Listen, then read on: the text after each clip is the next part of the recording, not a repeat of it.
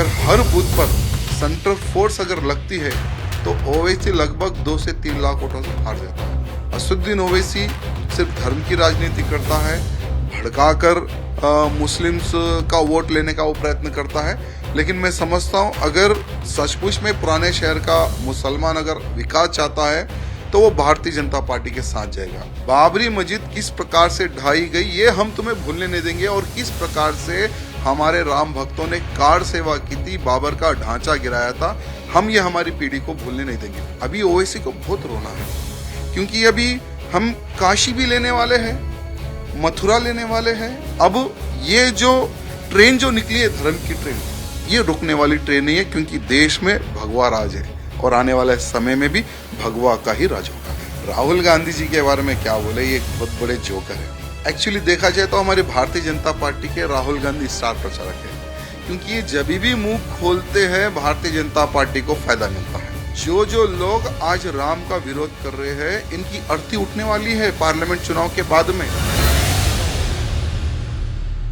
तेलंगाना की राजधानी हैदराबाद में गर्मी के साथ साथ चुनावी सरगर्मी भी तेज पकड़ रही है।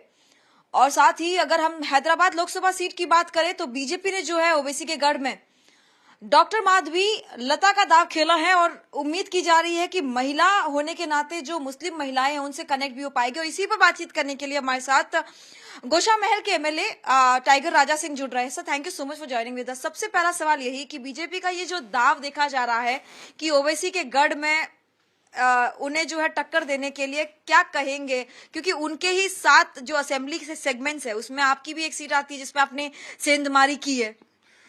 देखिए, भारतीय जनता पार्टी ने एक बहुत ही अच्छे कैंडिडेट को हैदराबाद पार्लियामेंट से उतारा है, महादेवी लता जी, जो कई वर्षों से सामाजिक सेवा में वो लगी हुई है और उनकी छवि भी बहुत अच्छी है, उनकी वाणी भी बहुत अच्छी है। तेलुगु में, हिंदी में, सभी सब्जेक्ट पे वो अच्छा बात करते हैं।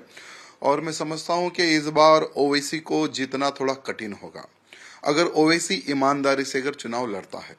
हर बार हम देखते हैं कि ओवैसी किस प्रकार से वो चुनाव लड़ता है। एक तो पुलिस को अपने कंट्रोल में रखता है, लगभग 4 लाख से अधिक बोकसिंग वोट उसने बना के रखे हैं, और टोटली पूरे बूथ कैप्चरिंग करता है। उस हिसाब से असदुद्दीन ओवैसी चुनाव जीतता है।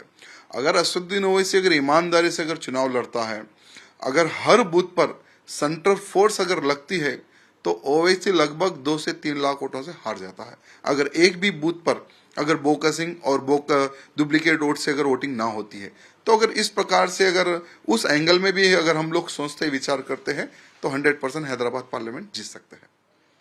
लगातार हम देखते हैं कि एक तरह से भड़काऊ भाईजान जो कहा जाता है, भड़काऊ भाषण एंड ऑल दैट, तो उसमें आप किस तरह की चुनौती देखते हैं, क्योंकि यहाँ पर जो है माइनॉरिटीज, यहाँ पर मेजोरिटी, अगर इस सीट की बात करें तो कितना चुनौतीपूर्ण रहने वाला है बीजेपी के लिए?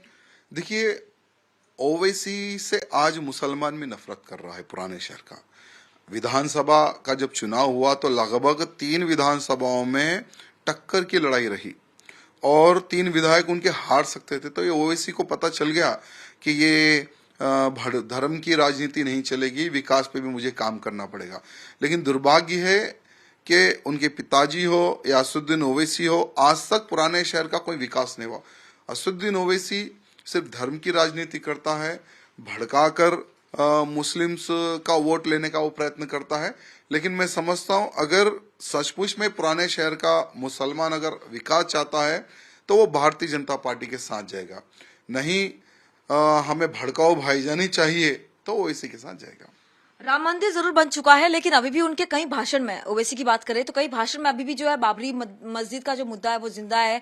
युवाओं से कई बार भाषण में कहते सुनाई देते हैं कि आपकी मस्जिदें जो है वो छीनी जा रही है। तो किस तरह से इसे आप देखेंगे, जो लगातार मुस्लिम युवाओं को एक तरह से कहने की कोशिश करी कि आपके हक छीने जा रहे हैं? ओवैसी का मैंने पार्लियामेंट वाला भाषण सुना था कि वो कहता है कि बाबरी मस्जिद जिंदी है, जिंदी थी, जिंदी रहेगी। तो पार्लियामेंट में बोलने से कुछ होगा नहीं। अगर ओवैसी को इतना ही बाबर से प्यार था तो तुम जो लोग कोर्ट में जो लड़ाई लड़ रहे थे उनके साथ तुम खड़े रहते, लेकिन कभी भी उनके साथ तुम खड़े नहीं हुए। इसका मतलब क्या है? सिर्फ वोट बैंक की राजनीति करना, भड़काना, माहौल खराब करना, यही ओवैसी का उद्देश्य रहा है। और जैसे बाबर की तुमने बात कही कि हम शहादत को हमारी युवा पीढ़ी को भूलने नहीं देंगे, हम तुम्हें भूलने नहीं देंगे, क्योंकि बाबरी मस्जिद किस प्रकार से ढाई गई ये हम तुम्हें भूलने नहीं देंगे, और किस प्रकार से हमारे राम भक्तों ने कार सेवा की थी, बाबर का ढांचा गिराया था, हम ये हमारी पीढ़ी को भूलने नहीं देंगे। और ओवैसी सिर्फ एक बाबर के ढांचे पे इतना रो रहा है, एक राम मंदिर बनने से इतना रो रहा है, अभी ओवैसी को बहुत रोना है, क्योंकि अभी हम काशी भी लेने वाले हैं, मथुरा लेने वाले हैं, और भारत में मुगलों द्वारा 40,000 मंदिरें तोड़कर मस्जिदें बनाई, वो 40,000 मंदिरें भी हम लेंगे। ओवैसी भले ही कितना भी छाती ठोक ले, पीट ले, कितना भी रोले, अब ये जो ट्रेन जो निकली है धर्म की ट्रेन, ये रुकने वाली ट्रेन नहीं है, क्योंकि देश में भगवा राज है और आने वाले समय में भी भगवा का ही राज होगा। बात करते राहुल गांधी की, मोबाइल यूज करे, जय श्री राम बोले और भूखे मर जाए, इस तरह के जो बयान सामने आ रहे हैं, क्या कहना चाहेंगे? राहुल गांधी जी के बारे में क्या बोले, ये एक बहुत बड़े जोकर है, क्योंकि एक्चुअली देखा जाए तो हमारी भारतीय जनता पार्टी के राहुल गांधी स्टार प्रचारक है, क्योंकि ये जब भी मुंह खोलते हैं भारतीय जनता पार्टी को फायदा मिलता है। और वो मैंने देखा वो वीडियो पकड़ के जय श्री राम बोलने से क्या नौकरी मिलेगी, जय श्री राम बोलने से कि क्या खाना मिलेगा, क्या भूख मिटेगी। तो राहुल गांधी जी को कहना चाहूंगा, जय श्री राम का जो नारा है, जो स्लोगन है, वो एक लेने से जीवन धन्य हो जाता है, और तुम्हारे जैसे पापी जय श्री राम का स्लोगन लेने लायक नहीं है। और जो राम भक्त है, जिन्होंने कार सेवा के समय पर गोली खाई अपने सीनों पर, उनके परिवार से जाकर पूछो कि राम का महत्व क्या है, जय श्री राम का महत्व क्या है।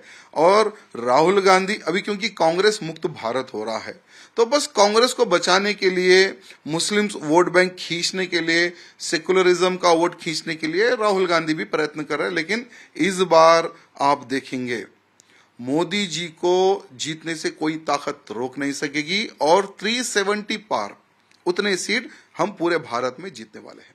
उन्हीं के इंडी गठबंधन में जो है डीएमके के नेता कहते हैं कि हम देश को देश नहीं मानते हैं, एक महाद्वीप है, अलग अलग देश तमिलनाडु, केरला, ओडिशा उस तरह से है। उसके बाद जो है जय श्री राम, ची इडियट्स जैसे जो शब्द का इस्तेमाल किया जाता है।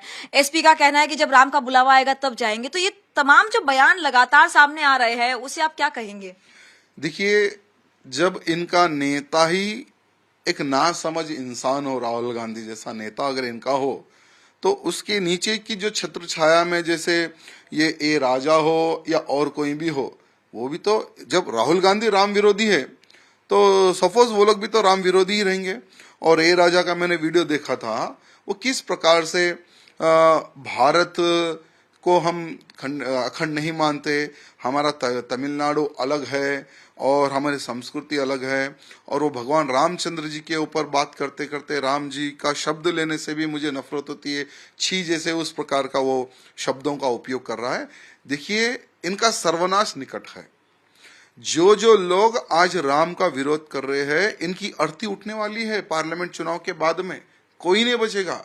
जो भी हिंदू विरोधी हो, जो भी राम विरोधी हो, इनकी अर्थी पार्लियामेंट चुनाव के बाद उठेगी, क्योंकि ये भगवान देख रही है। क्योंकि जो व्यक्ति अनर्थ करता है, भगवानों का अपमान करता है, वो जीवित नहीं रहता है।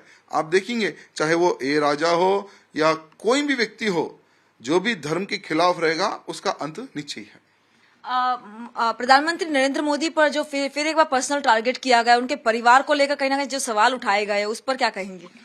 जो लालू प्रसाद यादव जी है, जिन्होंने चारा घोटाला किया, पता नहीं कितने घोटाले किए, खुद घोटालेबाज है, और वो प्रधानमंत्री मोदी जी के परिवार की बात कर रहे हैं। तो मैं लालू प्रसाद यादव को कहना चाहूंगा, आज प्रधानमंत्री मोदी जी का परिवार पूरा देश है। आज हर वो बच्चा प्रधानमंत्री मोदी जी को अपना बड़ा मानता है, हर वो परिवार अपना बेटा मानता है। आज उस प्रकार से प्रधानमंत्री मोदी जी की छवि बन चुकी है।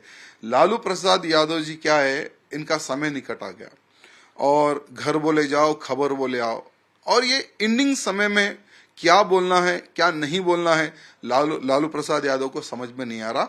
लालू प्रसाद यादव को मैं कहना चाहूंगा, तुम जितने भी पत्थर प्रधानमंत्री मोदी पर मारो, वो फूल भरकर बरसेंगे। ये पार्लियामेंट चुनाव में आप देखेंगे।